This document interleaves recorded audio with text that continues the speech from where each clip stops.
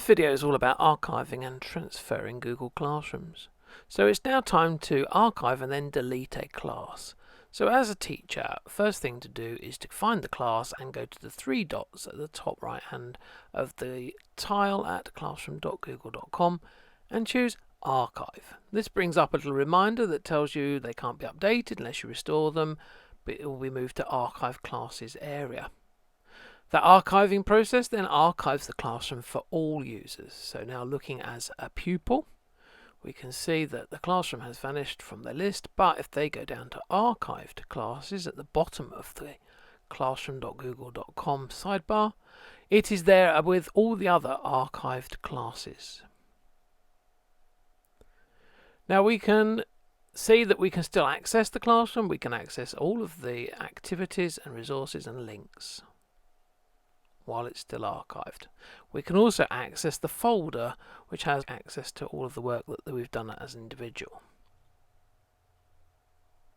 So changing back to teaching, the next stage we might want to do is to take that archived class and permanently delete it. And again, it's from the three dots, but this time we've got the option delete, and it will remind us that we will no longer have access to any posts or comments. They vanish. Classed files will always remain in Google Drive, so you can always get back to the work students have done, and it cannot be undone. So only delete if you really need to delete. That process takes a few moments, and then that will have disappeared from the archive class list for every user. If we go to drive.google.com, all work is still there. So you go to the classroom folder, and then from the classroom folder to the specific folder with the name that the class had originally when it was first created. Here we are, test class 8th September, and inside here are folders with all of the work. So as teacher, I can get back to all of this work.